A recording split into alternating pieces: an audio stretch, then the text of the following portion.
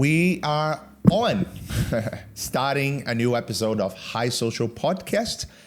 I have here with me this beautiful, lovely, super smart and very talented April Love. Thanks. I think you're setting everybody up for let's manage expectations. Let's create the hype. Let's properly introduce you. Thank you. Thank you for having me. I appreciate it. You're welcome. Thank you for coming. Obviously, we met recently, Yes. and I suddenly it was so subtle, but like it was such a quick interaction, Yeah.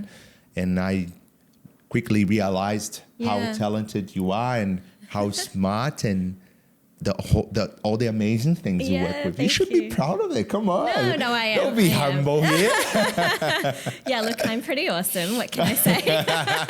Is that the energy we're looking for? You know, I have a friend, and we were playing. Not a friend; it's a Yeah. family. It's a relative. It's so she is my partner's brother's partner. Okay. And we were playing this table game. Yeah, I do that all the time.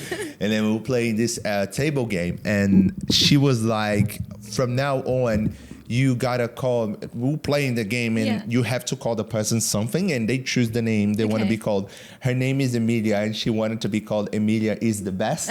So I always had to call her Emilia is the best because I was losing the game. Okay. And now in life, every time I see her, I say Emilia is the best. How are you? What did you have for yourself? For me, I actually don't remember because I was so drunk at the day. It was my birthday. Okay. But it was something funny too. Not very creative because that's why I don't like drinking. I hardly ever drink. I don't drink at all. Yeah. So I have this thing. I either drink in my birthday or in the new year, Okay. and that's it.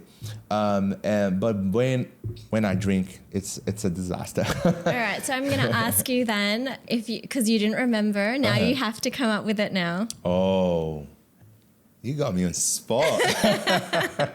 Okay. All right. You can call me astronaut Astronaut. Yeah. Why astronaut? because it was my dream when I was a kid. Okay. Are you into space movies then? I'm into space movies. Interstellar? Interstellar, yes. Although how can I say that? Right. There's so many incoherent physics in the movie, but I still love it. Yeah. There's some amazing stuff that, like the black hole simulation. That was pretty good. Yeah. I mean, a lot of people do say that. People that are really into those kind of space movies, they try to find the incorrect, like I had this conversation with some people at work the other day because I'm obsessed with the Big Bang Theory. Yeah. And then, you've got some hardcore people in my work going, yeah, but like the physics isn't right in there. And I'm like, guys, come on. Yeah. Well, physics is a very interesting thing. I am an engineer, right? I'm not going to talk too much about myself, but like I'm an engineer. Like that's where I come from. Really? It's not what I do today nowadays. But I was always passionate about like reasoning, mathematics, physics, chemics, objective stuff. Yeah. And then I think nowadays I'm really chilled about it because also like when you go deep into physics, you never really get to a bottom line. And that really makes me feel like sometimes we try to understand things that we are not prepared to understand. And nowadays I'd say I'm a man of God. Are you religious? Not religious, but I quite like the Bible as a book. Yeah. And Okay. I think I'm not religious. I was born in a religious family, but I'm not religious nowadays. However, because I was born in that environment, that made me study the Bible quite often and very well. And then I realized the Bible is a very rich book. If you really think about it, between the Bronze Age and the Iron Age, we didn't really have any registration of humanity. We didn't have many writings or anything. Yeah. They say there was a disaster, disease, whatever. But the Bible was a book that registered a lot of stuff that we weren't there to see, right? So as a historical book, philosophical, I think it's good. As a religious book, I think it's also actually really good. But then religious, you need to be you need to believe in that thing. So Yeah. it's a different story. So I come from, obviously being Filipino, I come from a family that's super Catholic, super religious. You know, I've always kind of gone to church. And then there was a point where, you know, when you're being forced to do it, you don't really want to do it. But then as I kind of moved out, lived on my own, I did it willingly. Though one thing, and it's controversial, my dad would probably be very like upset if I said this, but I don't know if I think the things in the Bible, yes, are great for, you know, like that historical context, but do I think a lot of those things happened? I'm on the fence. I don't know. I think they're more like stories and teachings as opposed to real life things. Real life things. I don't know. I'm on the fence about it. Well, this is the thing, right?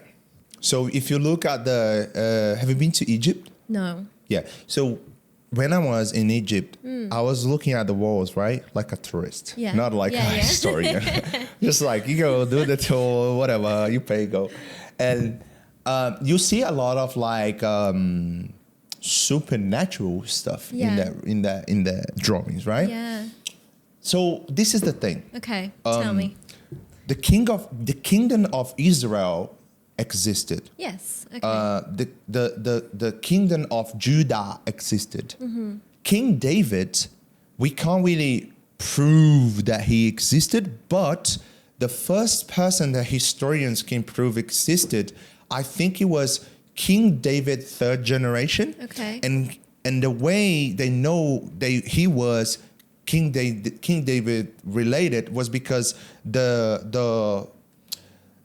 they found this rock with writings and his name, and he was mentioning King David. Yeah, interesting. So people talk about King David, but we can't really prove that he existed, but historians proved someone in his line. And then if you create the Abrahamic family tree, you get to that person and you pass through King David to get to that person. So there are things there existed, a lot of things, and like the way Jesus died, that's how the Roman colonies were killing people at that time. And obviously there's a lot of people that talk about Jesus is not proved at all in science, but there is many stories that people tell, and Pontius Pilatus existed. He was, debt collector at the time as well. And so it's just a matter of like, I guess,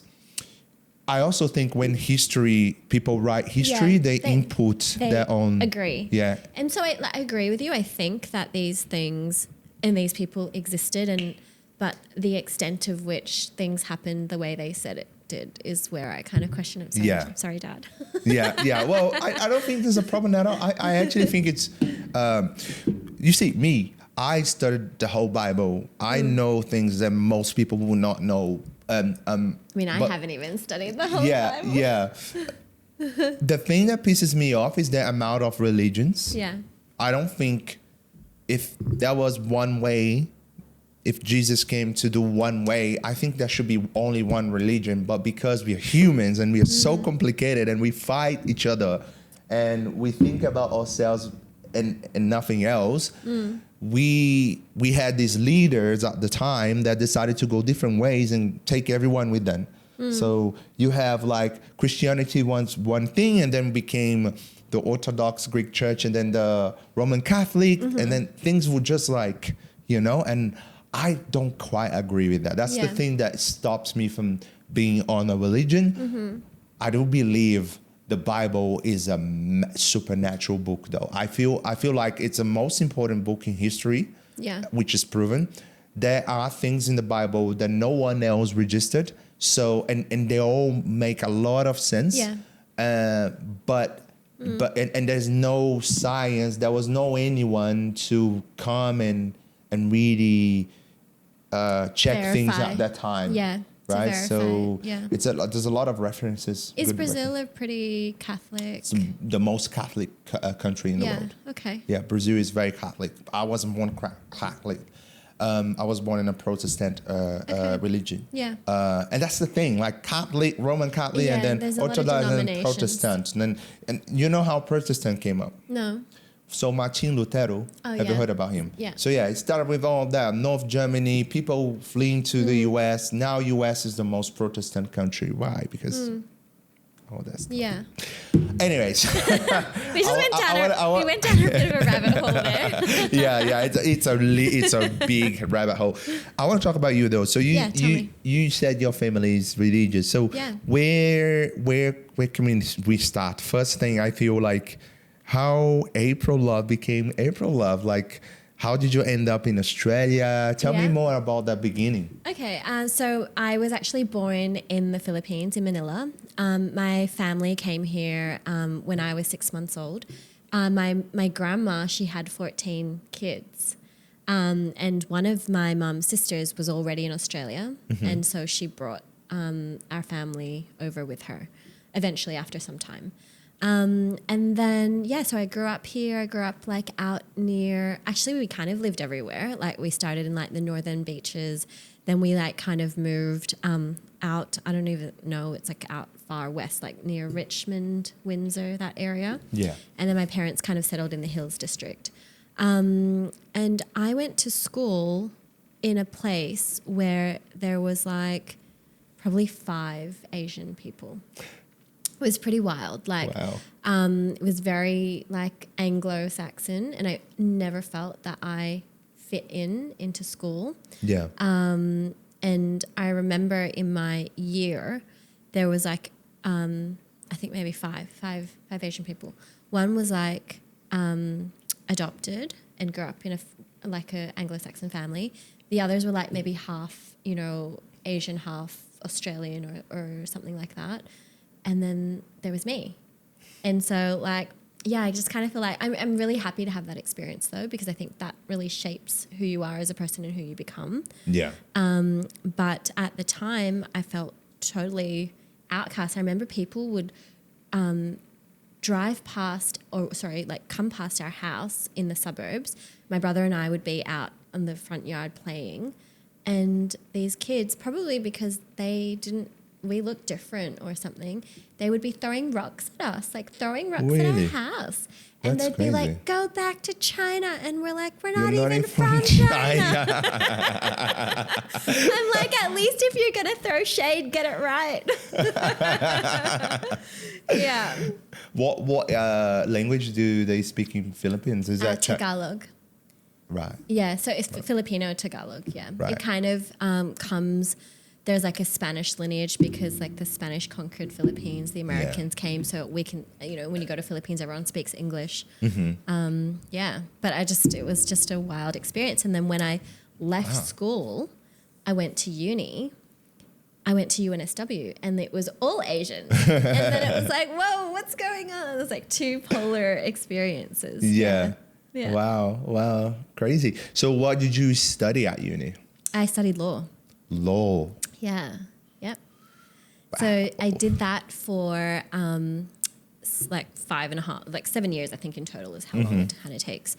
And I think that choice is a choice of conditioning. So you're in an Asian family. Yeah. They're like, do you want to be a doctor? Do you want to be a lawyer? And I'm like, well, and that's like the only 2 choices that I was presented with. Yeah. So I was like, well, I'm not good with blood and those kind of things and sciencey things. And I don't think, when you're young, you're like, what does a doctor mean? And there's a lot of blood and you're cutting people open. Oh, but that's truly what it is, right?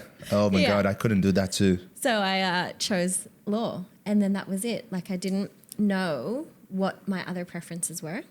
And so I chose law, studied law, did law for 7 years. And then I didn't like it. And so that's actually where my startup comes in. Right. So you didn't even become a lawyer practitioner? You went to like court cases? Yeah. No, I did. Were you good at it? I was okay at it. I think I wasn't bad at it. I think I was good at it. But I wasn't like, I think the thing is it's passion. Like I wasn't passionate about it. Yeah. And so while I was in law school, NIDA was across the road, the National Institute of Dramatic Arts. Yeah. And, I'd be going to school and then I'd be after school going to NIDA, attending NIDA, doing acting classes and like TV presenting classes. And my mum would be like, why is uni taking so long? Why are you home at 10 p.m.? And I'm like, oh, study group. And meanwhile, I like would finish uni and go across the road and go to NIDA and like study acting and, all of those things, which I didn't know like I enjoyed until, like I kind of ventured out and realized there was a bigger world of other options out there. And like, funnily enough, I was so innocent, so naive. I still am at uni. And I remember I moved from UNSW to Macquarie and my friends were like, oh, let's go to Chatswood. And I was like, what's Chatswood? Right? This is wild. And like because my family was like, you go to uni, you come home. That's all you're allowed to do. Yeah. And then, and they would tell you these wild stories like, if you go out, you could get kidnapped, you could get this, you could get that. And anyway, my friends were like, do you want to come to Chatswood? Like, let's go to a shopping centre there. And I was like, I don't know. I could get kidnapped. And then anyway, so they were like, just come. So I went. That was it. That was the end of that was it. I was like, I didn't get kidnapped. Nothing happened to me. So then I was like, oh my, what have my parents have been telling me? Yeah, you exited the Matrix. I did. I totally did. And to then the real world. I was like going to Chatswood. Then I was going to like the city. That was it. I was like free. That's funny. Yeah. That's so funny. Okay. And then you, so what was the transition then? Like, did you go from law to like, I'm going to start a company today, or how did that happen? Yeah, I think so. While I was working as a lawyer and, I had always in the background been like modeling and acting and doing TV presenting stuff. And I think the balance with my parents was like, I was doing all those things, like doing extra work, doing short films, like doing like those things, was that as long as I kept like up with my law and graduated and got a job in that, they were okay with it. Mm-hmm. But then after working in it, yes, I went to court, I did all those things. I wasn't passionate about it. And I think it got to a point where I realized if I keep going, there's that point where you become a senior associate, an associate, like you go through the ranks. I didn't think I wanted to do that. And I looked at the people around me and good for them. They were passionate about it. They wanted to work really hard. They wanted to go through that path, and I didn't. And so I went on a holiday, and I was in the Philippines, and that's where the startup came from. So there was an idea. So the startup is called Seaquatix. Mm-hmm. I think you've seen it. Yes, I've seen it. We do waterproof cases for your phone. Basically allows you to take photos and videos underwater. It doesn't have to be, limited to just the ocean. People take it hiking, that kind of stuff. Anytime you want to protect your valuables, which is these days mainly your phone and maybe, I don't know, like your house keys or credit cards or something, you can take that with you, take your essentials with you. I saw something like that in Philippines, but it wasn't executed well. Right. So then I came home and I was like, this could be executed better. There was nothing like it on the market here in Australia, or that I had seen at least. Yeah. And then I went through like 18 months of R&D, like research and development, lost a couple iPhones in the ocean in testing. Thank you. They served me well. And came up with Seaquatix. And then in our first year, we were stocked in general pants. We were we had deals with like speaking to Rebel Sport. Like we were in various different online marketplaces, and the business was like doing really well. And then what happened is one day I was basically doing without knowing the job that I do now for Seaquatix. So I work as a PR professional now. Yeah. And one day, like a PR company approached me. They basically said, "Hey, we saw your product." Because I didn't realize I was reaching out to media and saying, "Hey, like I've got this story where I was a lawyer and a former beauty queen and model acting background, and I've started this startup and it's doing well. Like, do you want to talk about it?" That's so cool. Yeah, and I was getting media like writing stories about it, and I think that's what caught the attention of like the PR agency that I ended up working for. Yeah. But basically, they came to me and said, "Hey, we want to do PR for your brand," and I was like, "Fake it till you make it." They didn't know that I just started, and I was like, "Sure, send me a proposal." They sent me a proposal and it was like some crazy number that I couldn't afford monthly. Yeah. But I was like, whatever, let's meet. Anyway, I was like, sure, let's meet and talk about their proposal. And I met with them. And in the end, I flipped the script and I was like, you know, your niche is doing PR for startups. Why don't you hire me instead? And they did. Wow. That's so good. I like sold myself. I was like, look, if your niche is startups, I'm a startup founder of maybe 3 months at that time. I'm a lawyer. I understand what your clients like want. They hired me, and probably the best decision we'd both ever made, because like within 18 months, I was basically like went through the ranks and was like heading up their head of client services. Yeah. And like 7-8 years later, I'm still in PR and I love it. And I love helping brands tell their story. That's awesome. Yeah. That's really good. So I feel like once you, obviously like studying law is a constructive part of your journey, right? But once you left it behind, not really, but professionally left it behind, you released a potential, you unleashed a potential that was like absolutely confined, right? I think the key takeaway is that, you know, there was always something that was kind of in me that was like, law is not for you, law is not for you. Imagine how scary that is, that you studied it for 7 years, you worked in it for 7 years, and then you don't even know what else you're going to do, and you take that leap. And often when you do take those big risks, big leaps in life, I don't think anyone ever looks back and says, oh, damn, I shouldn't have done that. You know, anytime you kind of like move to a better job or move into a different relationship, like, you know, I think it's always, you're never like, oh, I wish like I hadn't done that. At least not in my position. Yeah. You know, I get it. like I you're always get like, it. it's always, there is always something better on the other side. Yeah. Of that fear, of that risk, you know? Right. Right. Yeah. That's so cool. Okay. So Seaquatix. Yeah. Seaquatix. And what is the business model like? It's more like an e-commerce structure. Yeah. Right. It's an e-commerce business. Like we obviously do B2C, so like sell to consumers through the website and through different retail places. But we also do B2B, which is like selling to, for example, we're stocked in Hamilton Island. Right. Yeah, and like some of Accor hotels, you know, like the Pullman in Port Douglas and like the Siebling Hand. So I think my focus this year is scaling Seaquatix into more of that B2B kind of space. I realized the limitation of a product like mine is that, you know, like with skincare or, you know, like different, like a drink brand or something. Yeah. That's something that once it's finished, people repurchase, right? Yeah. But with Seaquatix, the premise is we're built to last. And so the limitation on that is that you constantly have to find new customers, because if you bought one, it's not something that, you know, is going to fall apart in like 6 months or a year. Yeah. And so, you know, the problem is, how do you get new customers? And when you, so the strategy there is that I've gone to like a resort where the resort constantly has new customers. And if the resort is buying from me, then they're constantly buying from me because they're constantly getting new customers. So I found the solution is to go like through something like a resort who constantly have the people coming in. Right. Yeah. Right. Yeah. Good. Amazing.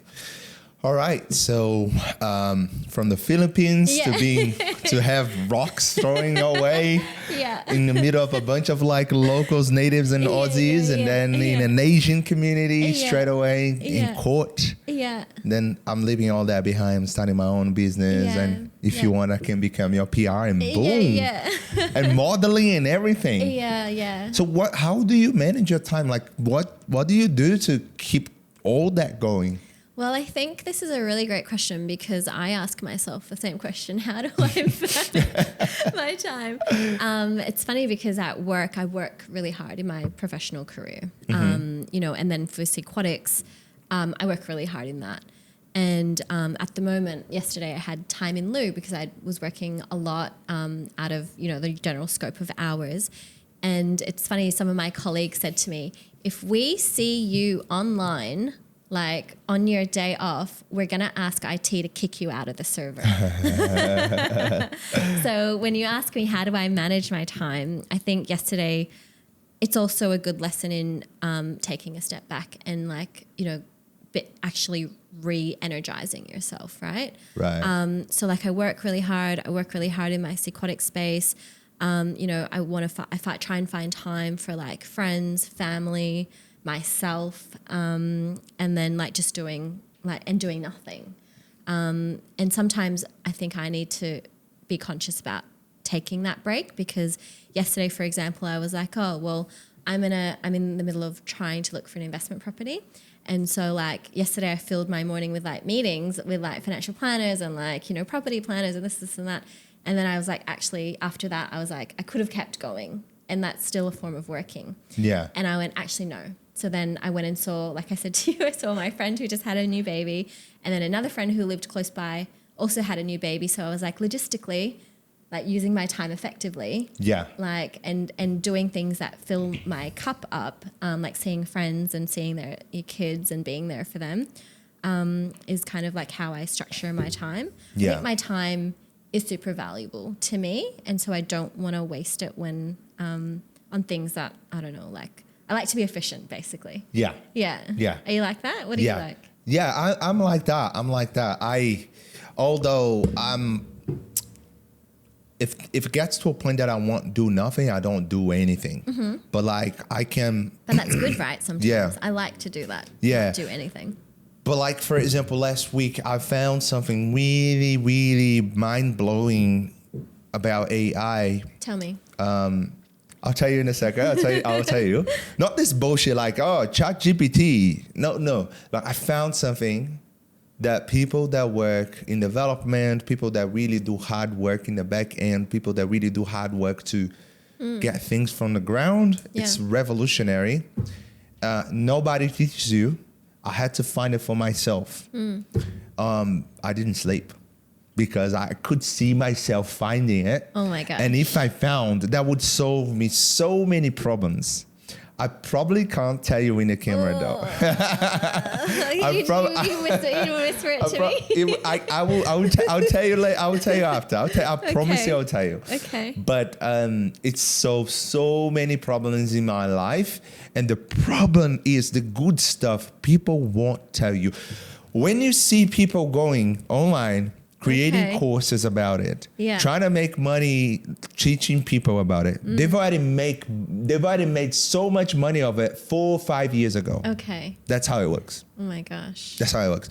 That's why, like, when you have crypto people teaching crypto, they've already made money in the early 2017. Not even talking that. 2012. Not even going there. Like, people teaching crypto nowadays made money in 2015. Yeah. You know, I had a guy that helps me with some of my portfolio. Like I have a really small, like I don't really, less than 1% of my wallet is in crypto. Yeah. But it's not much. But like this guy helped me. He made money in 2015, not even 2012, which is still early. It's still very early. Like, I knew a guy, I used to work with him, who was actually kind of at like now he's actually a crypto expert, like is a journalist.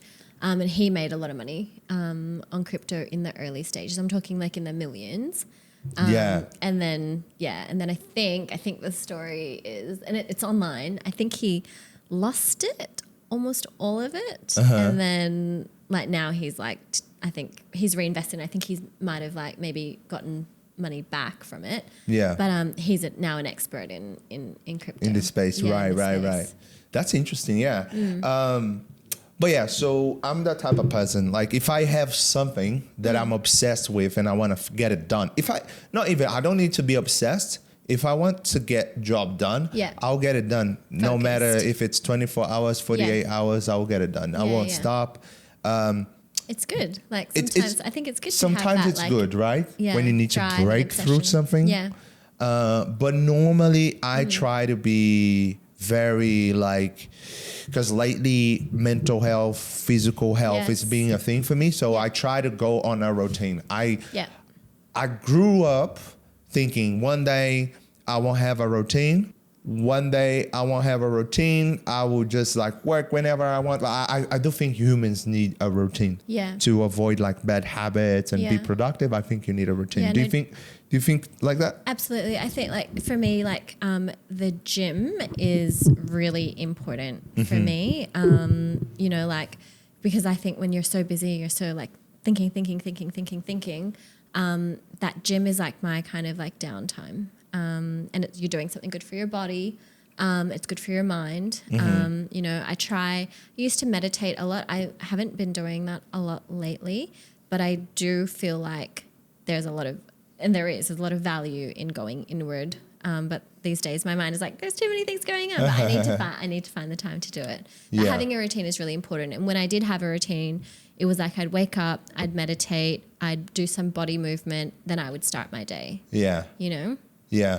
Well, yeah, my morning routines, I keep it simple. Like I don't know much, but I do the same thing every morning. And I think that's the most important thing. State. Yeah. I see people like wake up, drink this, do that, think this, go to this place, do a backflip, roll, train this, and then you start your day. Like those routines, like it's something that these coaches, like they teach online, and then people do for a week and forget about it. Like I feel like keep it simple, something that really sustainable. It's important for you, and that's it. And then once you get that done every day, that's it. It's natural, you know.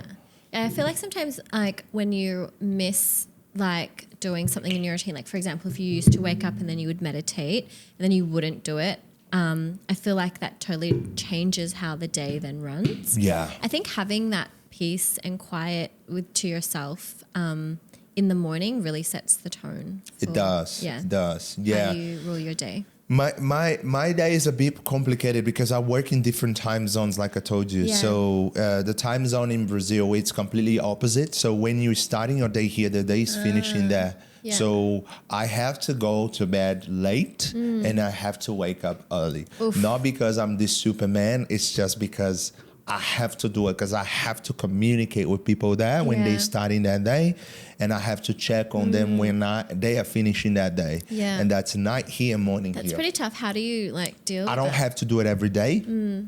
Weekends are tricky because are they day behind? They're behind. Yeah. That's it. So Friday there, it's Saturday here. So now it's Saturday. So I was on a call now before you get here, right? So so things are still happening. And then Monday is here. And then I get to the Monday mindset, but they're in the Sunday, they're just chilling out. Yeah. How much sleep do you get? Not enough. But I'm trying to get more and more. Do you feel? Yeah.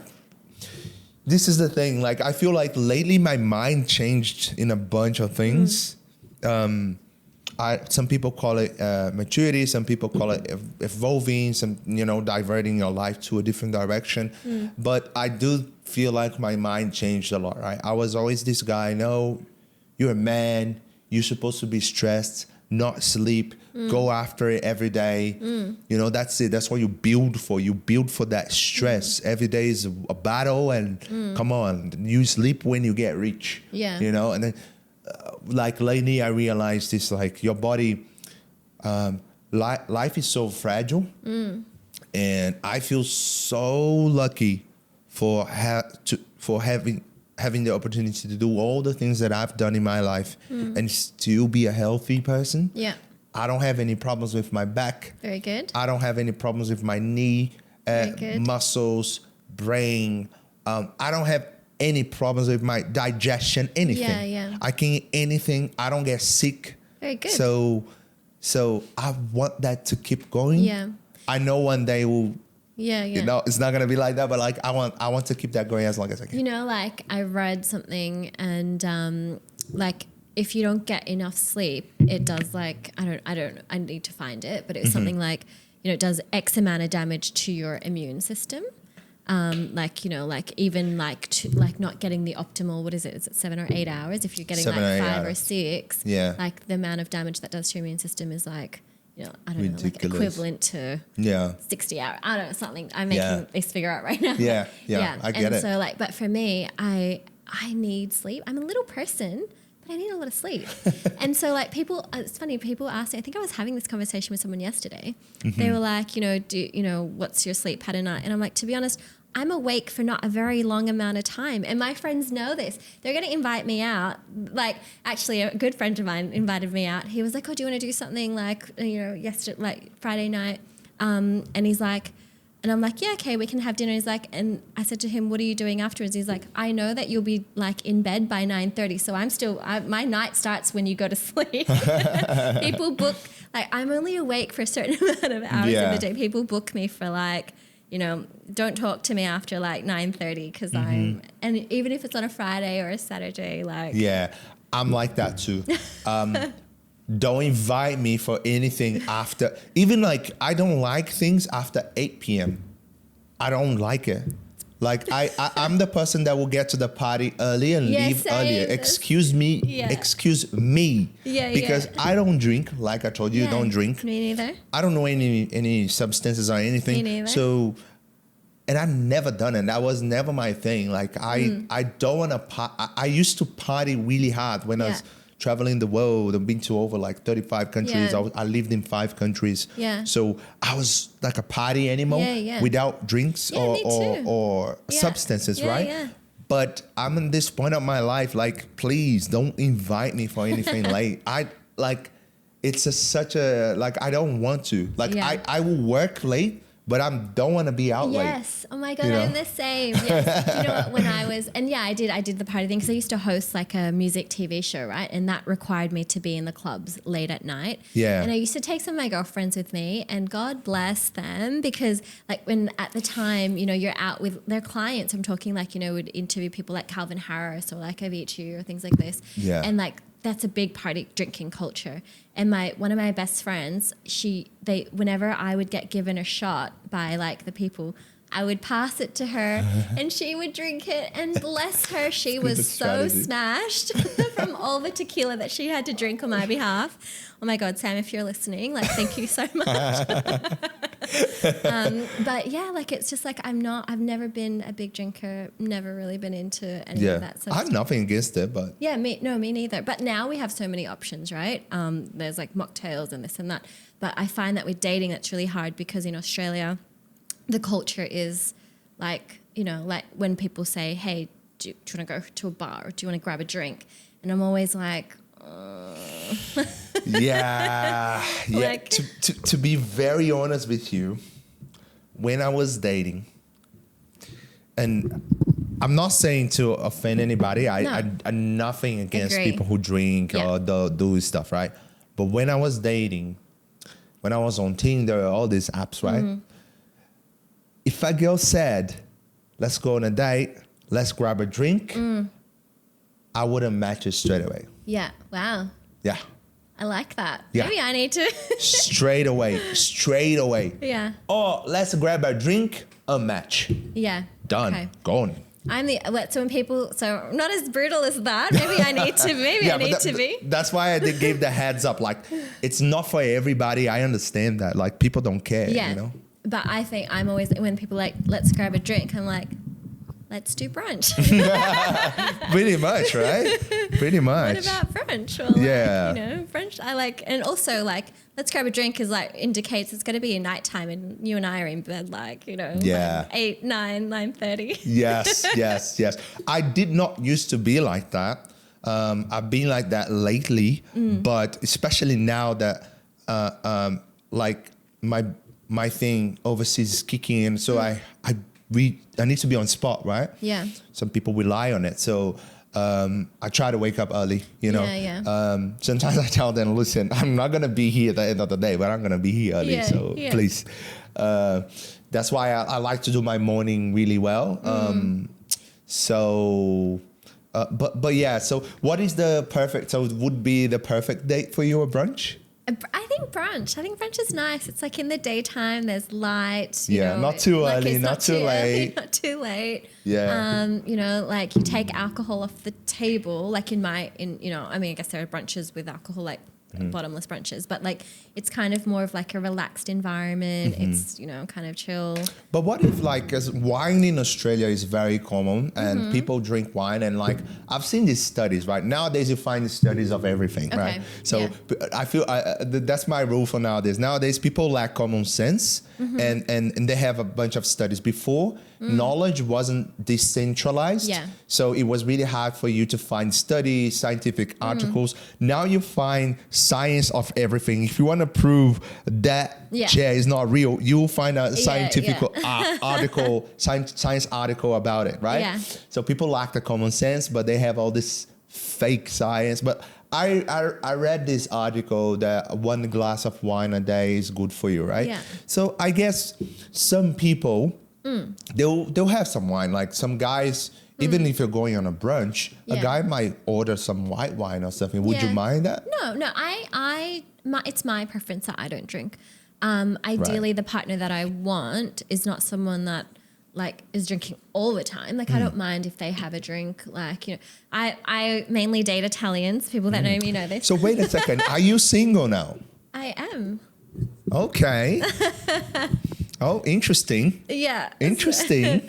And so like, you know, Italians love their wine, right? And so like, you know, but the thing that I do like about like dating European men or Italians is that they like wine. The wine complements a meal. They're not drinking to get drunk or smashed, I think. That's what I told you. Like, they just like pleasure of the moment, so they will sip a glass of wine. Yeah, absolutely. Yeah. Yeah, you should learn that. No, I'm good. I'm good. Yeah, so I mean, I'm not opposed to people drinking. It's just my preference that I don't do it. But I'm interested, why European and Italian? That's the $1 million question that I think everyone asks me. European and Italian. I don't know. Like I think with Italians specifically, our cultures are very similar. Like, you know, they're typically like Catholic. It's all about family. It's about food. It's about community. And I find that that's, you know, like I said, you know, drinking a glass of wine is not, the intention is not in Europe. People are not, or I'm talking about, I guess, generally, but it's not about getting drunk and getting smashed, you know, like it's just like it's something that complements a meal, and that's kind of like a nice kind of add-on, as opposed to, I think, but in Australia, in fairness, I think that everyone is becoming more health conscious and that kind of, you know, lifestyle, so that's also lessening. So yes, right. But also Italians are just very good looking. They've got an amazing accent. They are, yes. A lot of like movie actors. They're romantic, respectful. They're respectful, they're a gentleman. Yeah. I mean, that's something that I'm pretty traditional, and it's not for everyone. Yeah. But I still like a man that opens the car door, that walks on the side of the footpath closest to the cars on the street. You know, like it's still very traditional. Yeah. I mean, not all women are like that, and that's fine, but that's my preference, you know. That's your preference. Wow, that's interesting, because let me ask you a deep question. Sure. Do you consider yourself successful? I do, yeah. Do you consider yourself a successful woman? Yeah, I do. Do you think every woman should look for success the same way you looked for success? No, I think success means different things to different people. Do you think every woman should be professionally successful? No, if that's not what their like goal in life is, you know, like I think success could be being a housewife and being a mom and, you know, looking after the kids, and that's something I want as well. But then I also want, you know, to be successful in my career. I don't think it's like one or the other. I don't think they're mutually exclusive. Right. Right. So, what is a successful man?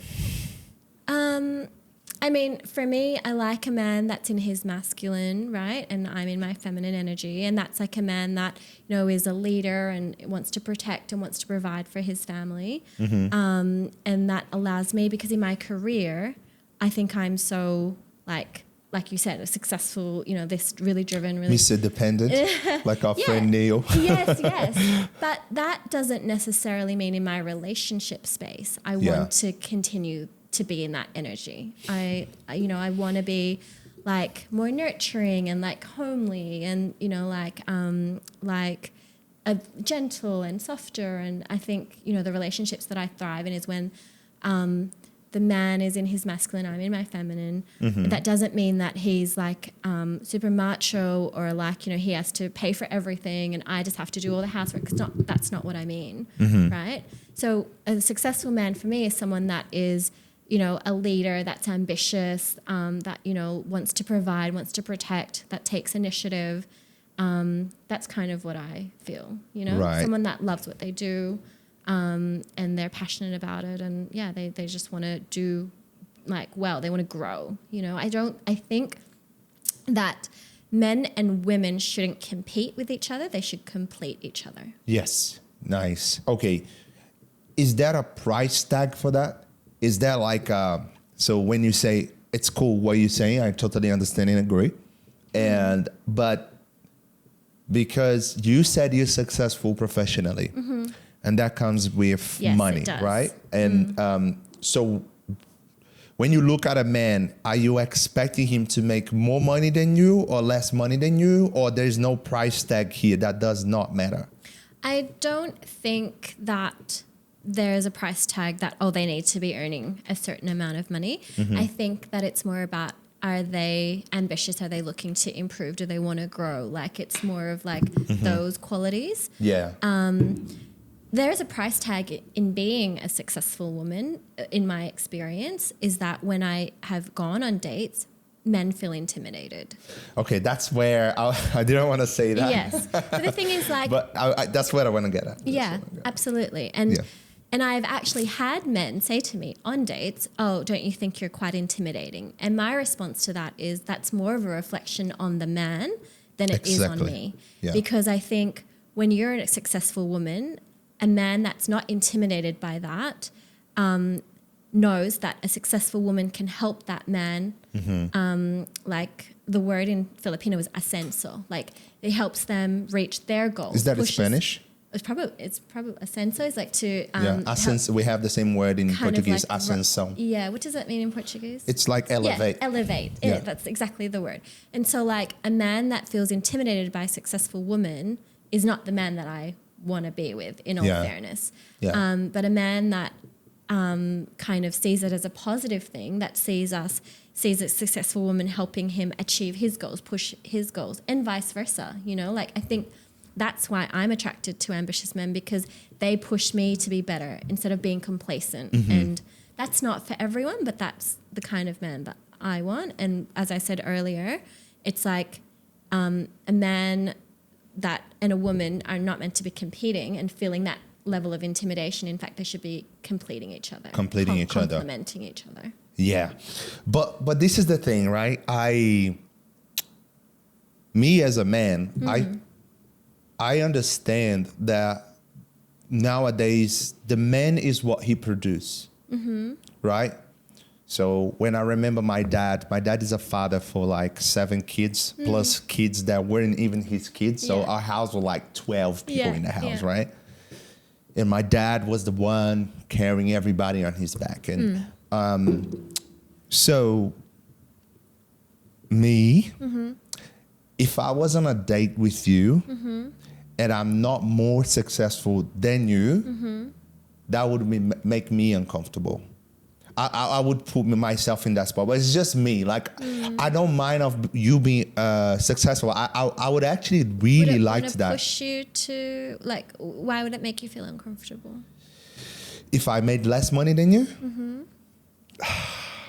it's very complicated. It's like a cycle thing. Do you think it goes back to like that idea of masculine and feminine energy, or like being a provider and like taking that role? Like, do you think it might go back to that? Probably, but like I said, you being successful, it would probably attract me to you. Yeah. I would like you more, but then I have to be successful too, because what I was going to think is like, I have to be more. She's successful, it's fine, but then we'll grow together. Exactly. But I have to make more money than that But if you look at that from a positive perspective, it's like, it's exactly that thing that we were talking about, a sensor. Like it helps when you have the right person by your side, that you're not feeling all intimidated and feeling bad about yourself. Instead, it kind of motivates you or drives you to like be better. Like, isn't that what it's all about? Like, that's a partnership. Like, if I really liked you, that's what I would do.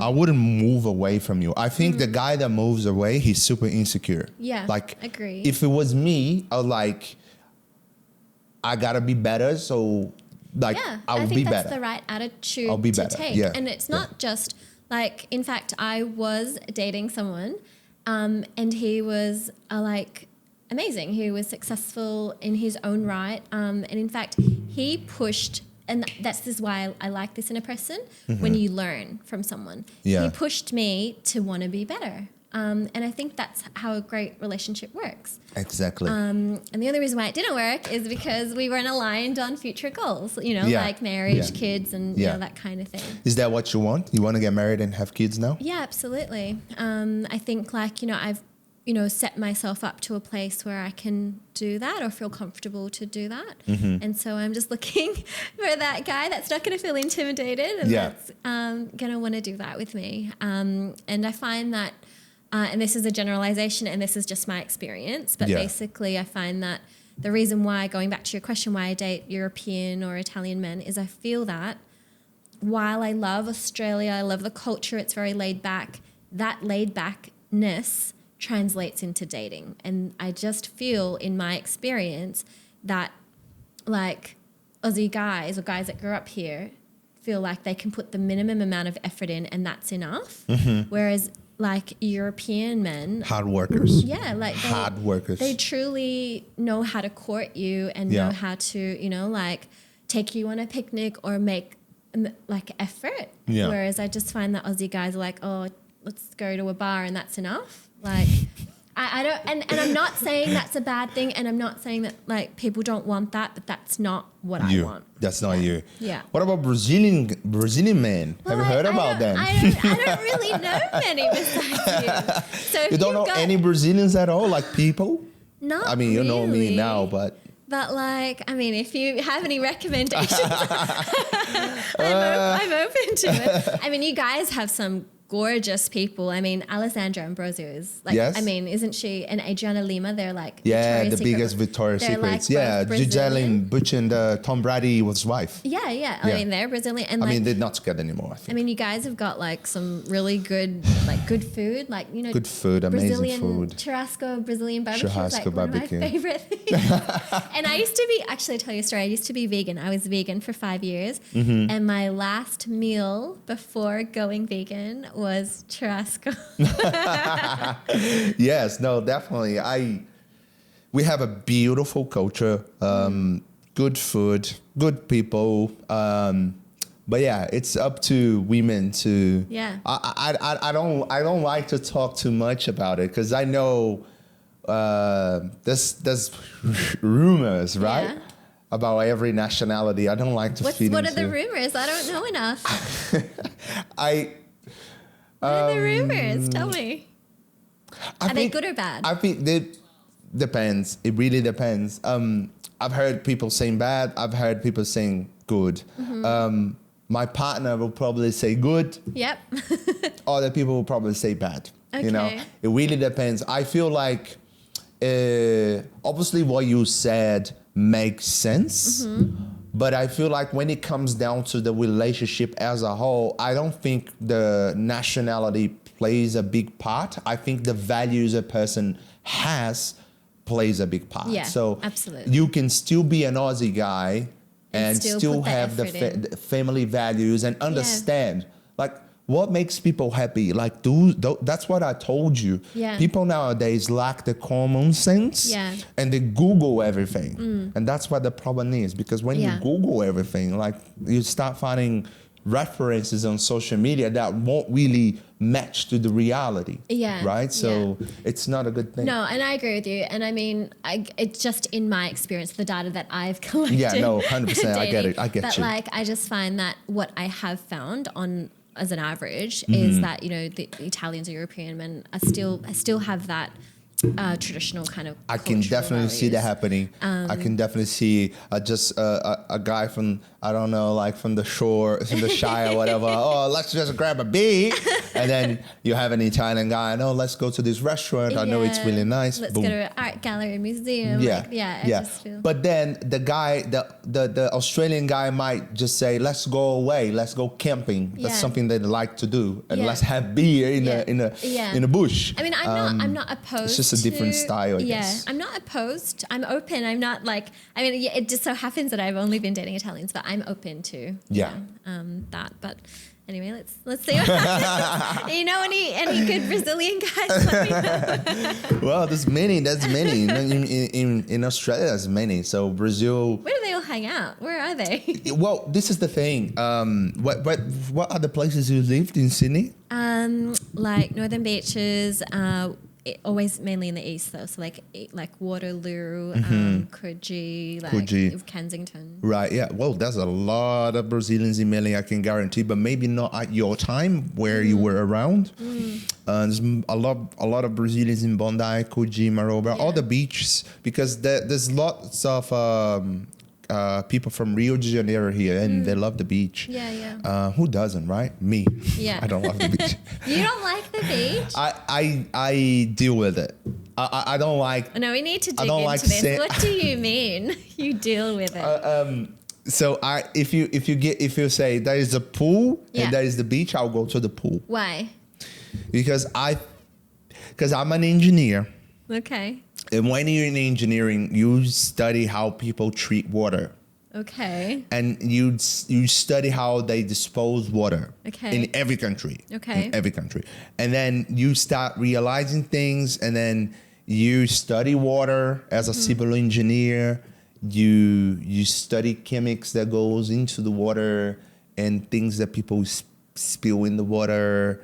And then if you think like that, you don't do anything in life. You don't do anything. What right? about the chemicals in the pool? Yeah, everything, right? But it's a different dynamics in the beach. Okay. I can guarantee. You don't but like sand? I hate the sand. Well, don't I have a product for you? You do, actually.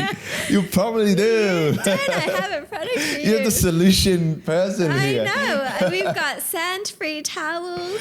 You see? And sand-free waterproof cases for your phone. Oh my God, what a dream. Talking to the right person. Now I'm going to take you to the beach with those two products, and then you can come back and tell if you have to give me that experience then. Yeah, I think so. But yeah, so I also, but the main thing is not the water, the main thing is not the sand, the main thing is the sun. Okay. I have a problem with the sun because I come from a sunny country, and as a civil engineer, I worked a lot in the sun in my life. Okay. And I promised myself the day I could choose where I would work, it would not be in the sun. So I try to avoid the sun as much as I can. Although the first thing I do in the morning, I go in the sun. But it's early morning. Yeah, so early morning sun is pleasurable. It's beautiful. Yeah. But like I don't like the beach because you're constantly in the sun. That affects me a lot. Yeah. Okay. That's very sensible. Yeah. Yeah. But I go to the beach. Okay. Often because, my partner likes it. Yeah. I please her. Yeah. So whenever she says she wants to go, we go. And I'm a happy man. Yeah. Okay. Very good. Very good. I spend a lot of time at the beach. I'm very tan. Very tan. Yeah. No, the beach is good. I cannot say I hate the beach. I love the beach. It's a beautiful place. Brings happiness to many people. It's just we went to the beach the other day. It wasn't that bad, But I put a limit. I said 2 hours max. And everybody was like, 2 hours is a pretty long time to be under the sun. Yeah. So we went 1 hour because it was like 1 hour walking and 1 hour standing. Okay. So 1 hour walking because I had to do my steps, my cardio, and then 1 hour at the beach. Okay, so if you're not doing the beach, where do you typically like to go? Are you more like mountains or maybe I love indoor? mountains. Okay. I love mountains. Yeah. I've done pretty crazy stuff. Tell me. Like Well, I've traveled a lot, and the Alps, the Swiss Alps, the Amazing. Norway, the fjords. I went up everything. I went on the top of the world. I didn't. I wasn't. I wouldn't say top of the world because I didn't do the K2, the Everest, because I won't do that. Have you done Patagonia? Patagonia is something that I didn't do, but I will do. Okay. I will do. I've done the Cataratas though, Okay. which is the border between Brazil, Argentina, and Paraguay. Beautiful. So there's like cataract, like it's like the one in Nicaragua in Canada, right? Yeah. But it's so beautiful. It's like 3 countries meeting each other in the middle, bunch of waterfalls, and the current is really strong, and you can actually get a boat and go underneath when it's not too Amazing. dangerous. But in South America, I didn't do much, unfortunately. But I've done a lot in Africa. I've done Asia. I've done. Have you been to Philippines? No. Why not? It's my next on the list. It's on I your swear, list? it's my next. Okay. It's not on my list. It's my next. What would you want to? Do you know much about Philippines? I do not know. Okay. But I know I want to see Philippines because I have some clients that have luxury Airbnbs there, Yeah, etc. nice. So I do collabs with luxury Airbnbs sometimes as well for my own social media, separate from work. Maybe we need to talk about Seaquatix, how we can get that in there. maybe, yeah. So I've done a pretty fair amount of properties in New South Wales. Yeah. I have some Australian ones booked. I've done pretty fair amount in Bali. My partner wants to go Thailand, and I want to go to Philippines. So Why not both? yeah, why not What both? is it? ¿Por qué no las dos? Yes. I got that from like a taco commercial though. That was pretty good though. So you speak Spanish? I speak Italian. Italian. Yeah, I speak Filipino or Tagalog. Yeah.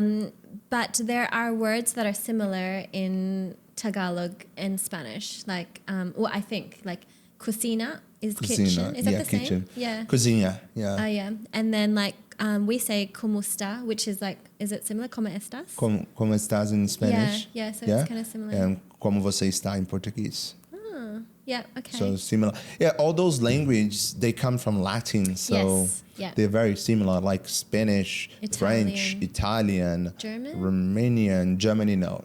German is, it comes from the Prussian Empire, but it was like a language that was developed in Northeast Europe, I think. But learning Italian has given me a better understanding of English actually.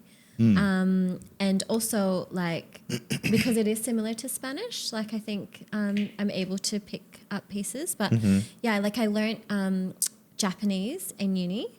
Oh, how many languages do you speak? Oh, look, these days I think my Italian is better than any other language that I speak besides English. Yeah. I understand Filipino like 100%. My speaking is not great, but learning Italian has really, like, I guess, opened up or expanded my knowledge of like linguistics. You know, like before that, I didn't realize, you know, masculine, feminine, like words like that would be the same in Spanish. You know, some words are masculine, some words are feminine. Yeah, they have like a gender. yes. Yeah. And yeah, but I think English is the easiest language in the world. Yeah, apparently. Yeah, it's very easy. Italian is very hard, but I love learning and I love learning a new language, and it's a skill that hopefully, this is why I have to end up with an Italian guy because I've studied for like That's it. I think you 3 deserve years. it. You definitely deserve an Italian man that can, you know, make you improve your Italian. Yes, for so sure. that I don't lose it, you know, all the time invested in it. That's awesome. That's awesome. Damn. Yeah. Yeah. My girlfriend is actually in Philippines right now. She's doing Miss Universe Philippines to compete in Miss Universe. Right. Yeah, that's something that I wanted to tap on. So you obviously have a modeling career as well? Yeah, commercial modeling. I think I started when I was about 15-ish. I was in Parramatta, Westfield, and there was a Supre model scout at the time who asked me to enter some competition that I ended up, I didn't win it because I found this is like a nationality kind of thing, but like, you know, the girl that won it was obviously Australian, but I came second. And I think back in that day, even like when I was doing home and away and doing extra work, the Asian representation, you know, in like on TV or in like, you know, catalogs and stuff was obviously a lot less than where it is now. Yeah, now it's crazy. Yeah, now it's like, I think it's a lot better. But yeah, so I started there, and then from there, someone saw me and asked to put me in a fashion show, and then from there, actually another person saw me and I started modeling their clothes, and actually Amy Taylor, have you heard of Amy Taylor? No, I'm very bad with names. Incredible designer from the Shire. She was the one who gave me my first actual break, and to this day, it's been 15, 16, 17 years. Still in contact with her. Wonderful That's nice. person. Yeah. That's good. Yeah. That's good. Yeah. So you've been in commercials and everything, and how far did you go? Yeah, so I then went and did like pageants. Won both of those that I did. Then went to Philippines and I modeled there and I lived there.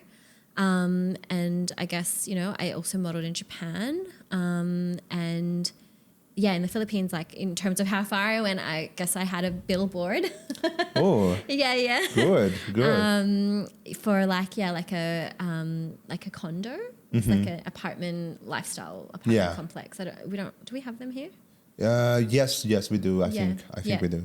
And I lived there, did TV. I've done some of that here as well. And then, like, I don't do it as much anymore. I have a shoot in a couple of weeks.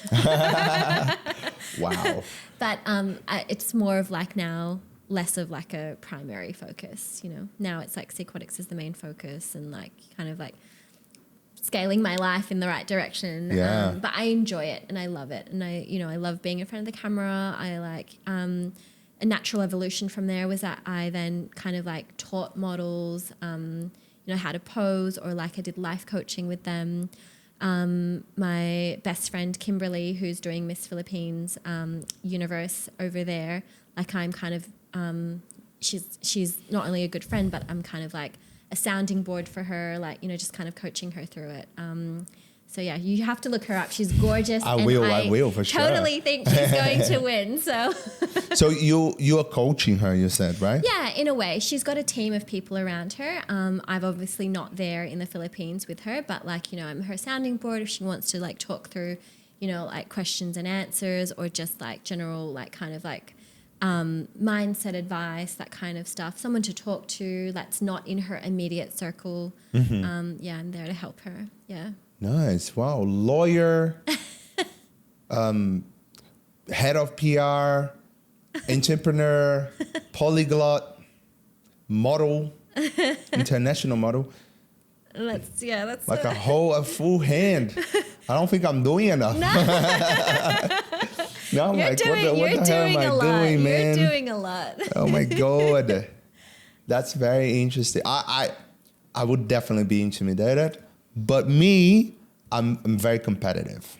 I like it. I'm very competitive. Like I would be intimidated, but like I was like, no way, man. No way. I'm gonna have her, and I'm gonna, you know, we will grow together. That's the mindset. That's the mindset. But I'm gonna get myself up that too. Yeah. That's the mindset. Yeah. You need to tell me this AI secret, because I use AI for Seaquatix, you know? Do you? Yeah. ChatGPT is something that should be used to, you know, almost like an assistant. Yeah. And I actually use it to help me like develop content for Seaquatix. You know, like social content. Like I use it as like a brainstorming idea partner, you know? It's such a good assistant. It's so good. Yeah. Sometimes it can be really cheesy though, but. Yeah, totally. But we have to remember that, you know, I think everyone talks about how they're really scared that chat or AI generally is going to take people's jobs. I don't think that. I think that you have to remember that AI and things like ChatGPT are only as good as the data set that it's trained on and the prompts that are given to it. Yeah. So I think that potentially, yes, there are some industries that jobs may be at risk, but I don't think it'll completely take away jobs. In fact, I think that we need to upskill ourselves on how to collaborate with it in order to get the most out of it. That's the point. That's the point. We definitely people that are gonna lose their jobs are the people that don't want to evolve and don't want to learn. That's exactly where I was going. Because they still need humans. There's still a long way to go. Although I think in the next 10 years we're gonna evolve what we evolved in the last 100 years. Yes. Because it's an exponential. Obviously, if we look how long it took from us to go from the Bronze Age to the Iron Age, and then the Iron Age to industrial, and then from industrial to like internet, and then from internet to phones, it just gets smaller, right? The intervals they just get smaller. So I feel like it's just a matter of like learning, right? And that's actually probably the question we should be asking ourselves. It's not, is it going to take our jobs, but what are we doing to upskill ourselves to meet it where it's at, right? Exactly, yeah. There's some cool stuff coming out. Like I personally been learning a lot with the people that I work with about the integrations that you can do with AI out of like ChatGPT, because I feel like ChatGPT, it's very, very soon going to be something that it's not going to be accessible for everybody. Or if it is, it's more going to be like a data... like a collection thing. Data collection collaborative. I think the best way to use it, in my experience, is you use it almost like a research assistant or someone that can do like the mundane tasks that you can focus on doing more high value work, right? Definitely. So like I will ask it for Seaquatix, can you create in a table, suggested copy for social that, will do X, Y, and Z. And that can generate it much faster than me sitting there thinking about it. But what it still requires is human oversight. I know my brand best. I know the tone of my brand best. And so it provides the output that I then use, and I rejig that to put it in, like my brand tone and things like that. I'm sure I can train it to understand all of that, but I think it's important that I have that human oversight over it, because it's like kind of like a starting point that can help you spark more creativity. Yeah, exactly. Sorry. You okay? Sorry. I got too emotional. Too excited. Definitely. I feel like there's definitely some jobs that are going to, like, for example, a copywriter. You don't need a copywriter. In 5 years, you probably can get a copywriter to do all the jobs as well. What people don't understand, it's like now, because a lot of people are going redundant, because now one person can do job of 5, right? So these 5 people, they have to evolve to other areas so they can get more done, because it's productive. It's not about like, oh, you guys don't care about my profession. It's like being productive, time is money. So if someone can pay a person to do a job of 5, it's better for them. I think that it will create new roles that we don't yet know about, as opposed to, yes, it might take away jobs, but I don't think so, really. I think it's just jobs are gonna evolve. It's not gonna take anyone's job. It's more gonna be like, learn this, improve the way you do your job, and that's it. And how do you collaborate with it? You're right. You're right. Totally. Amazing.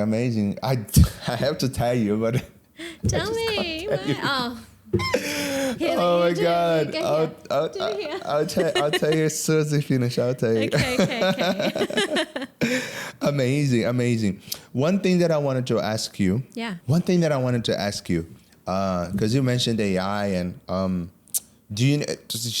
like there's a lot of like new laws towards AI and government cracking down. They don't really understand technology, and governments are cracking down. And one thing that scares me a lot about AI, tell me, it's like the deep fake stuff. Yeah, absolutely. And it's getting to a point that is almost perfect. Yeah, and so one of the biggest problems is that this year around the world, we will see the biggest number of elections happening in the world this year. Yeah. And we work with a cybersecurity client, and they through their research, deep fakes, the spreading of misinformation is a problem that we're seeing with AI, right? Yeah. Like I think there was something that happened in Taiwan or something where like a deep fake of was spreading misinformation about the election process, and like I think that's one of the biggest problems that we're going to see. Yeah, definitely. Yeah, I think that's and also we work with another client where recently because everyone's trying to jump on the AI bandwagon, they're putting AI chatbots into their services. One of the things that I think that we are going to see in the coming years is that more and more companies that are using AI chat services, where they're like, people can, for example, for an airline and type in information and say, oh, is my ticket going to be refundable in X, Y, and Z circumstances? And the chatbot spits out this information. Yeah. There's an actual case that happened where the chatbot spit out the incorrect information. This person relied on it and then took that company to court.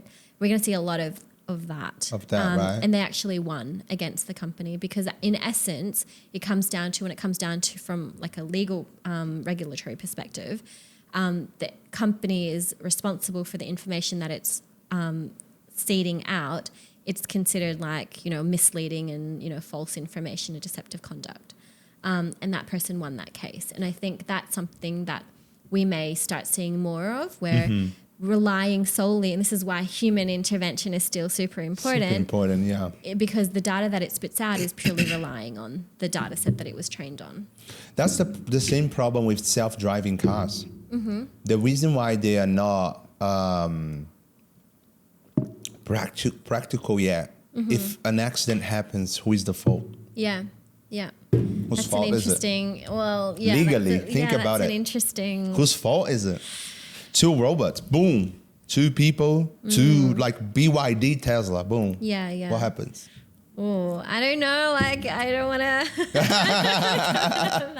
It's tricky, yeah. AI is tricky. It's tricky, yeah. I think that's a tricky sphere that I think what we will see probably is a lot more legislative or, regulatory changes, a lot of cases that will come as like precedent decisions around this as this kind of evolves. Yeah. I don't know. What do you think about self-driving cars, electric cars? I personally don't think that the technology is there yet. Okay. I think... Actually, I agree with you. Yeah. It's just, but I quite like it. I think it's really cool. Yeah. Because I'm a tech, futuristic, cyberpunk person. Yeah. But no, the technology is not there. Yeah. I think the infrastructure is the not infrastructure. there. So like everyone's on this bandwagon for electric vehicles. Yeah. But okay, that's one thing. The second thing is the infrastructure is not there. Like there's not enough charging stations in the places where people are buying the car. What about people in remote places? I read something that like most of the electric car charging stations are like in metro, right? But when you go further out, you want to go on a road trip, are they there? Then so the they're problem not. starts. So I don't think that we're set up to scale for this just yet. Yeah. I think also maybe on a macro, maybe it's more like a macro problem where, so when we think about the richest families in the world, and then we have the royal family, we obviously have the Rothschilds, the Rockefellers, all that, where all that conspiracy flies around. Do you like conspiracies? I don't like conspiracies. Okay. I like reasoning. Okay. I like things that, like, if you tell me, obviously, the Rothschilds, it's an actual family. The Rockefellers, an actual family. BlackRock, it's an actual thing, right? It's not a conspiracy, but like because this is mentioned on so many conspiracy topics and contacts, people think. I had that person the other day. Oh no, BlackRock is conspiracy. No, man, it's like a hedge fund. It's a company, like it's an investment bank, like it's an actual LLC. It's a company. But the Saudis. how are you going to stop the Saudis? In what? The reason why the Saudis are one of the richest families in the world is because they control the biggest oil, petrol reserves in the world. How are you going to beat that? How do you think you're going to make electric cars a thing if the reason why the Middle East is so rich is because everybody drives cars? Yes, correct. So yeah. how can you beat that systematic structure? You know, that's the thing. I feel like humans only allow, because I don't believe in conspiracies, but I do believe there's people that are so powerful that they will make a decision for all of us. Yes. That will impact all our lives, and you're not voting for those people. Those people are not the ones that you're voting for. Yeah. The ones you're voting for are being stuff like getting lobby from these people that actually have the decision-making power, right? So that's why I think. So I feel like that's what stops electric cars a lot. Yeah. But with China being a big player with electric cars and being the leading industry now with electric cars, maybe that could change. I don't know. I think we're still a far way off, though. Far away. Yeah. Because it's not only about China. Like there's Russia is big in gas. US is big in petrol. Brazil is big in petrol. Middle East is big in petrol. So like it's a very systematic thing. I think we're far away off. I think that I like the idea, and I like that, you know, what it stands for in terms of sustainability. But I think, you know, I was reading something that like in Europe, you know, there's a big uptake in electric vehicles, but during winter when it was snowing, a lot of them didn't work because the battery wasn't like, I guess, equipped for it. We probably won't have that problem here, but these are things that we're only seeing now that it's been on the market for some time, and we're seeing what are the limitations. Yeah. Another thing that they're seeing right now, because like the infrastructure, obviously like in LA is the place that has the largest numbers of electric cars. But still, there's a lot of like charging stations that don't they're not work, enough, right? or they're taking too long. So like, you know, if I had to wait 40 minutes, or I don't know how long it takes. So I think that like, while we're not quite there yet, there's not enough, you know, infrastructure in place. One of the biggest problem is yes, we don't have enough charging points, but also like how long it takes to charge your electric vehicle. Yeah. Like I think it takes 40 minutes? I don't know. I don't have one. Yeah, it can take long. It depends on the car. I know that the Chinese companies are very advanced. Yeah. More advanced than Tesla now. Yeah. In that spectrum. And they're producing some cars that can charge in 20, 30 minutes. But still, like 20, 30 minutes. I put petrol in 5 minutes. Exactly. And I think I think until they can address that gap, you know, like imagine when I go to fill up petrol, like near my place, there's a massive long line, and what we were saying, it takes about 2, 3, 5 minutes. Imagine that line taking 20 minutes per car. Like it's not sustainable. It's not doable right now. I think for city, it's perfect because you can charge your car at home. Yeah. So, and if you're charging your car at home every night, you're not going to run out of electricity because you're just going to commute in the city. Yeah. I think it's quite good. But like the overall experience, no. Yeah. And one thing that I was going to say, they just realized after the lockdown and COVID, people are trying to sell electric cars, and the way that prices are dropping is tremendous. I read about this. And battery is super expensive. Yes. If you have a problem with your battery, it's just buy a new car. Better. Exactly. And in fact, the two of that, you made some very good points. So like electric cars, I was looking at something, I think last week, where the value of like, you know, a normal car maybe might depreciate, I don't know, like 10,000. I'm not sure, something like that.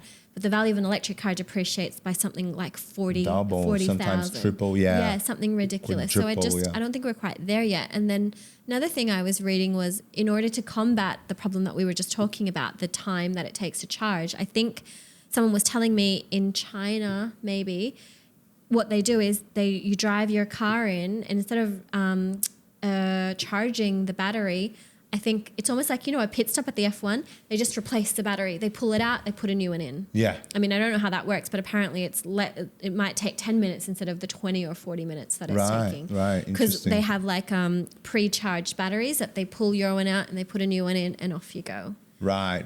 Yeah, I like that. That's smart. Yeah, I would be okay with that. I don't know about driving with someone's battery in my car, but And there are the things. There are these teething issues that we still kind of have to figure out.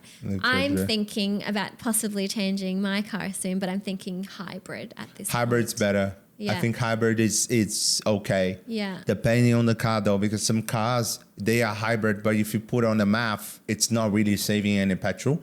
If the car is too big, hybrid makes no sense. Yeah, so because it you depends still on how have a you big use it. heavy chassis. Yeah. Okay. Yeah. But I don't know if the goal is to reduce emissions, and I think eventually we'll get there. We're just maybe not quite there yet. Do you believe in the emissions? Do you believe in that we are causing the global warming? Do you believe in that? I do. I think, like with all the things that we're doing, like with cars and all of I think it's many things. It's like agriculture and farming and cars, and it's like it's a holistic kind of approach. Right. It's not. I don't think it's just any one industry or one like subset of people. Yeah.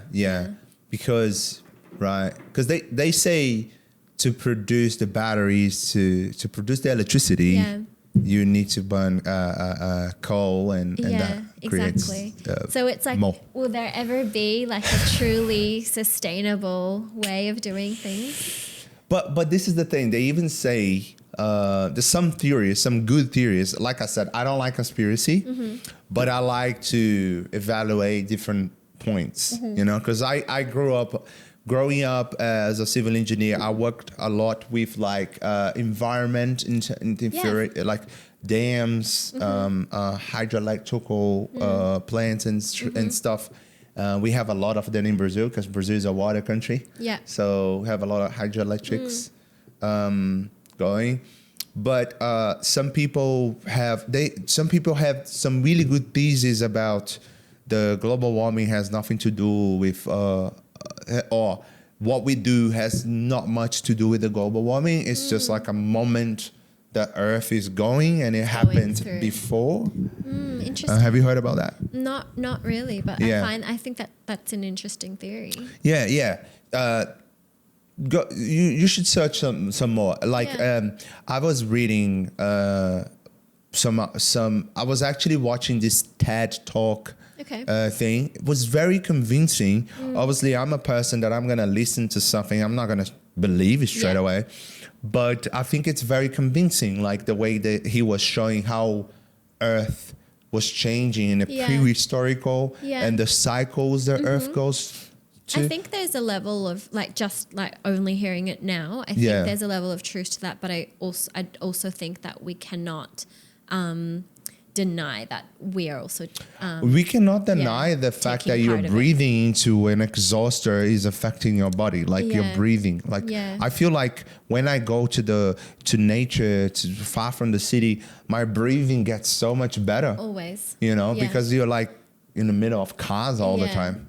So I think that yes, I actually probably think that there's a lot of truth to that, but I also think that it's so many things. Yeah. It's not just one. And I think that we are also taking part in all of that as well. Yeah, definitely. And I mean, if we can do something to help, Mother Nature, then why wouldn't we as well? Why wouldn't we? Yeah. Exactly.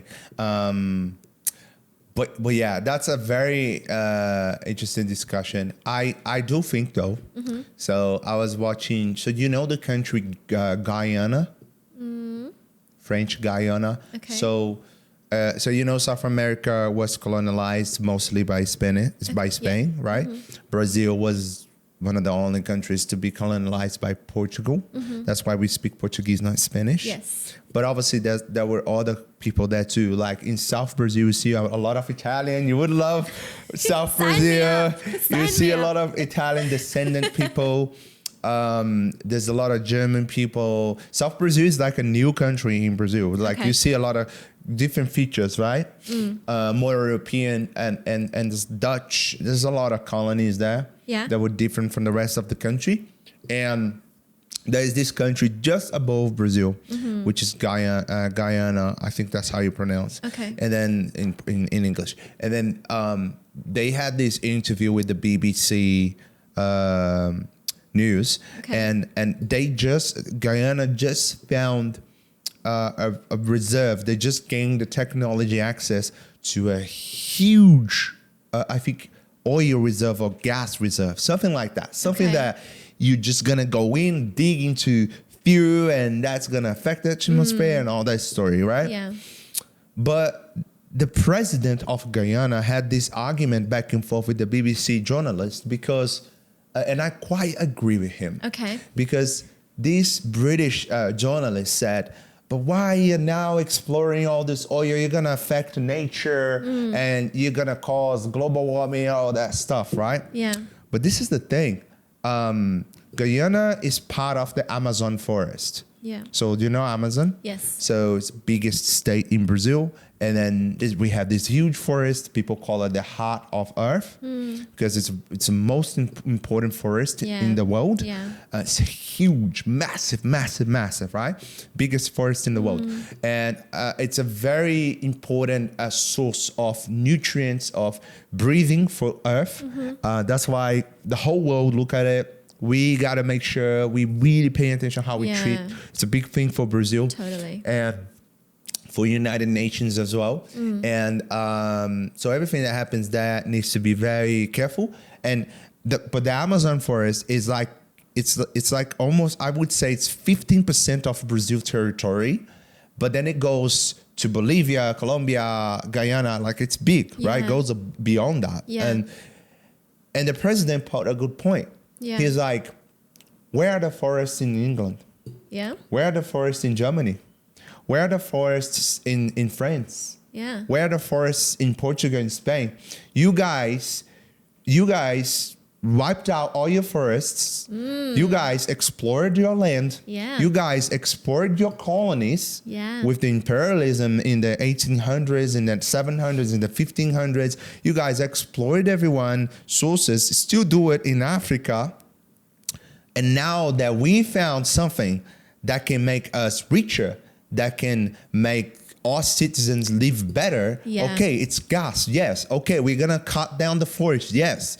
But you guys have done that to yourselves and to other people. Yeah. And now that we found this, that can make us richer, that can make our quality of life higher. Yeah. And then you're bringing the environment topic. Yeah. The eco-friendly topic. No. Yeah. That's not going to work here. Yeah, wow. And I definitely think he had a point. No, totally. I give him 100% because Guyana is not a very rich country. Okay. It's like you don't hear too much about it, but like it's like the typical North South American country. They're not very like rich. It's just some places that can be very poor, you know. And I definitely think they should extract the shit out of it. Like they should make money with it. But the thing, there's a difference. Yes, and there is a difference. They should make money from it, not a company from abroad come and explore it, which happened everywhere in the world. Yeah, you know, like their natural right. Yeah, but there has to be a balance, I think. There has to be a balance, but like then the question is, what is the balance? That's the $1 million, $1 trillion question. Who knows, right? You pump in, the gas is coming in, the oil. I don't know what it is actually. But yeah, so and it's not like they need to put the forest down to do it too. You know, like I feel like the guy was making. I don't think the point is fair at all. Yeah. You know, he doesn't even know the time now.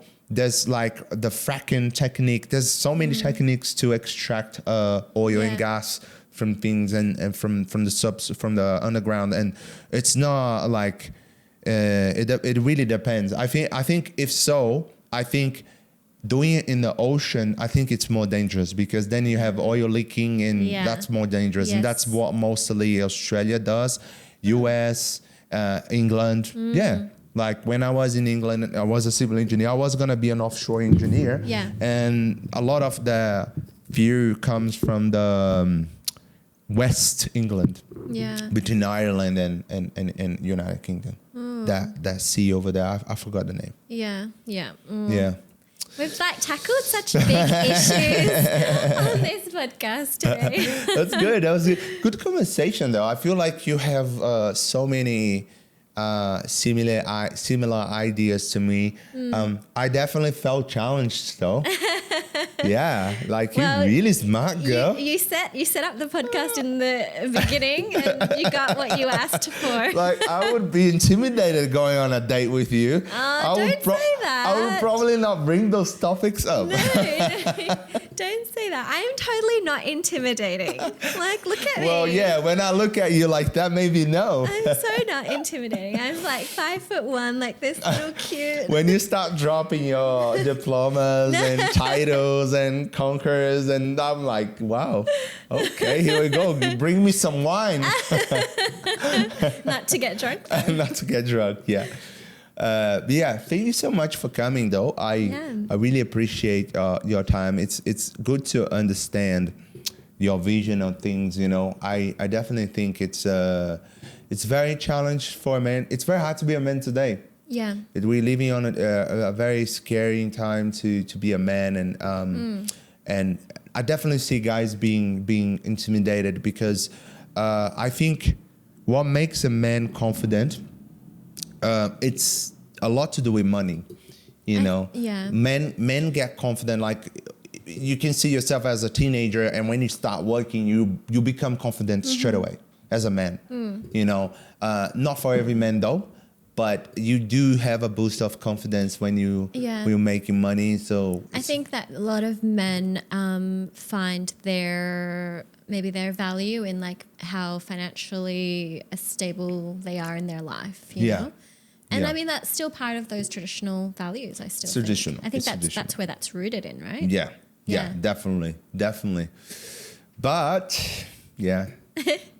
Definitely a topic that we can explore. And I would love to have you on next time. I would love that. I would love to have you again. You know what I'm thinking? I'm thinking about having not only one person, having like a host, like a co-host, like having panel. Having a panel, and maybe you come as a co-host, and we have a bunch of people here, and we have like what we call it in Portuguese is like mesa redonda, which is like circular table. Yeah, nice. Yeah, like a round table. I think that would be great. Yeah, I'd be so keen. I've had a blast. It was lots of fun, so I really appreciate it. Thank you. Good to know. Good to know. And I hope I didn't disappoint you with anything I said. No. But yeah, we can agree and disagree and still, discuss things productively. Totally. I appreciate it. Thank you so much. Guys, I will make sure I will leave all her links here. So Seaquatix. Wow, that's a very creative name. Seaquatix. I'll leave your personal handles as well. April Love. Social media, April Love. Instagram. Are you on TikTok? I should be. Sure. It's another thing that I need to think about and do. You should, but you do a lot though. Yeah. You do a lot. Yeah. So you don't have to be on TikTok. I think, only if you want to. Yeah. You watched me like over the weekend. I've like created a TikTok account. Did you? Maybe up to you, right? But yeah, so yeah, guys, make sure you go to April Love, show some support. Don't be intimidated. She's really nice. I spoke to her for about an hour and 40 minutes. So I'm safe. Okay? Yeah. I'm safe. Thank you so much, guys, for watching. Thank you again, April. And I will see you guys next. Bye.